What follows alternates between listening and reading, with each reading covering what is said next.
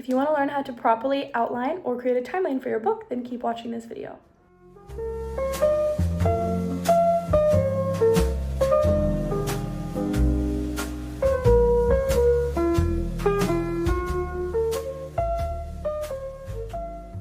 So today's video is actually a requested video and one that I wanted to make anyways, so I'm very excited to be teaching you guys about plotting and outlining books. Now I want to start by saying I'm like a chronic list maker and planner.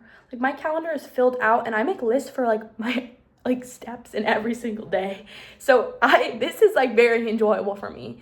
So I feel like I have good expertise on this type of stuff because I plan things like crazy. Now I'm going to be taking my crazy planning and I'm going to be making it into simpler terms that are easy to understand for people who have a lack of experience or they want to know how I did it or maybe get like a different perspective. The first thing that I want to say is there are steps you need to take before you actually start the outlining process. Those steps include what characters are going to be in your book, your general idea of what you want to happen, your genre of your book, and if you want this book to be a series, a duology, a trilogy, or a standalone. If you haven't done those things, just take a second to think of that. Once you have a general idea about your characters, a general idea of maybe one or two big plot points, what things you want to include in your book, whether that's sports, make the whole thing about romance, fantasy, what type of elements in the fantasy do you want? Those are things you need to consider, and it's going to be really hard to create an outline if you don't have that general idea. Now, once you have that general idea, you are going to either open up a journal,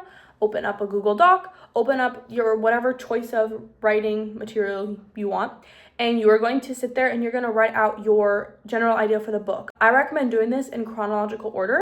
You don't have to know every single thing that's going to happen in your book yet. Just take the stuff that you know so far and get it down. That way, as you're writing it, it kind of almost starts to process in your head in a way that you can be like, does this make sense or does this not make sense?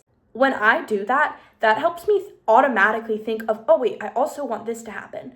And you can kind of start creating like this like big general outline and summary of your story. And you can kind of get more into this. And this can be a long thing. This can be something that takes you months. This can be something that takes you a day. It just depends on how detailed you want your general outline to be. Once you've done this, if you're someone that maybe is not sure if you want to write a series, I want you to think about, does this make sense being told as one book? So if you want this to be a series, make sure that you're being intentional with where you end your book, because you don't want to just like end it on a part that doesn't make any sense. A really common way that people tend to end their books is like on a cliffhanger or after something big happens or when the story makes sense to end. For example, in like Harry Potter, it goes by like each year.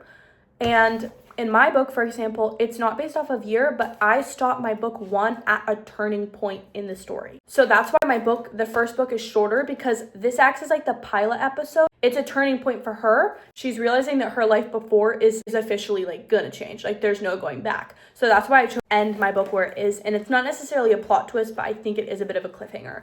So I think cliffhangers are great ways to end books. It's not everybody's favorite. I know some people are controversial about having to wait, but I feel like it keeps readers engaged and it makes it more fun because then they finish the book and they're like, oh my gosh, what happened? And they want to pick up the next one.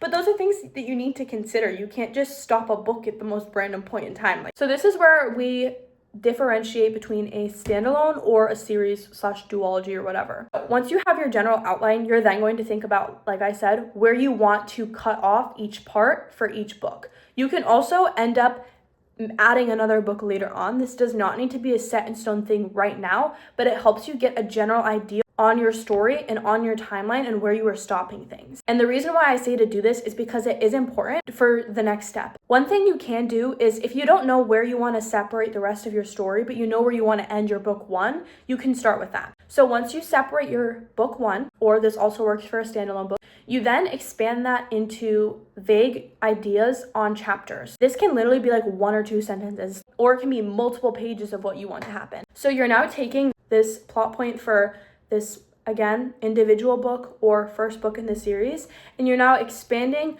that smaller generalized plot line into chapters. And if you don't know exactly what you want to happen in your entire book, again, that's okay. You can start with putting in your chapter 1 of where you want the book to start, and then you can go in between and you can add more and move things around. But having this chapter outline makes it easier for writing the chapters in the future, and it also lets you visually look at how you're splitting up your book into different parts. You can also use this to help gauge if your timeline actually makes sense, as you need to visually see this stuff to actually see if it makes sense. Some people can do that in their head, but some people need to physically look at it. Creating your chapter outline gives you an opportunity to make a more detailed idea on what happens in each chapter, and it makes it way easier to write it in the future. Things to think about too is like your plot holes. When you have these chapter outlines, they help you realize if in these outlines you're covering plot holes from other previous chapters, and if it just like in general makes sense. If you're writing a standalone, it's a lot more simple because you don't have to think about as many plot holes and there's less opportunity for plot holes. I feel like these steps tend to go a lot quicker. When you're writing a series, it's something that can take you forever. If you're worried about plot holes, these steps help erase that fear or make it easier. Now, a side tip for filling out plot holes, which is something that I have found very helpful for me, I'm not sure if other people do this. You can do this with your printed out manuscript too. It doesn't have to be an actual book form. This is an old proof copy, for example. But is I use tabs to annotate my book. Don't need to explain every single detail, but there's a difference between leaving room for the readers to figure things out themselves and actual plot holes. So for me, the best way that I find avoiding plot holes is seeing my actual timeline and all my different outlines. And what I do, like I said, you can use a manuscript, a proof copy, whatever you want. For my first book in my series, I've gone through, which you can do this for a standalone too, and double check that everything gets covered in your book. They look crazy, it looks crazy, and they all mean different things. Like for example, the blue has to do with like foreshadowing. So there are things that get revealed later in my series that are like a big deal. And I have tabbed foreshadowing for that. And I've also tabbed things that I need to remember to cover later in my series. So having to physically look at it like this too is really helpful. You can also just do this on your online doc of your manuscript as well, but I'd recommend making a copy and then you can highlight it. This just makes it easier to physically see it. Before I release book 2, I'm making sure that everything in this book, plot hole wise, is covered or is set to happen later. And then I take that, and when it's set to happen, I go into my outlines for my future books and I write in that I need to cover that plot hole. I also have a separate doc for all plot holes in my book and all things that will be explained later, so that I know and I'm aware of what I need to talk about.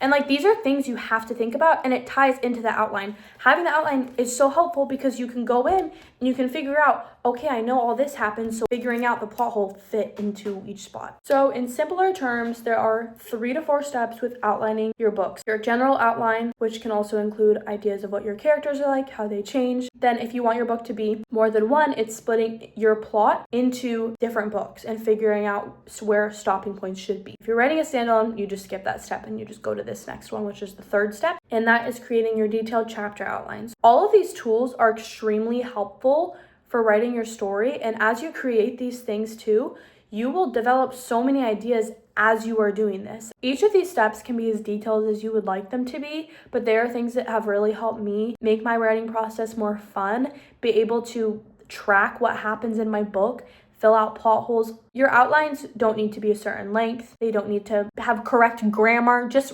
literally get your ideas out there. When you think about these things and you know where you want your book to end, it makes it 10 times easier to write the rest of your book or the rest of your series. So please, please, please make detailed outlines for your books. I hope today's video was helpful. If you would like me to go into detail about other things, I absolutely can. Just leave a comment and let me know.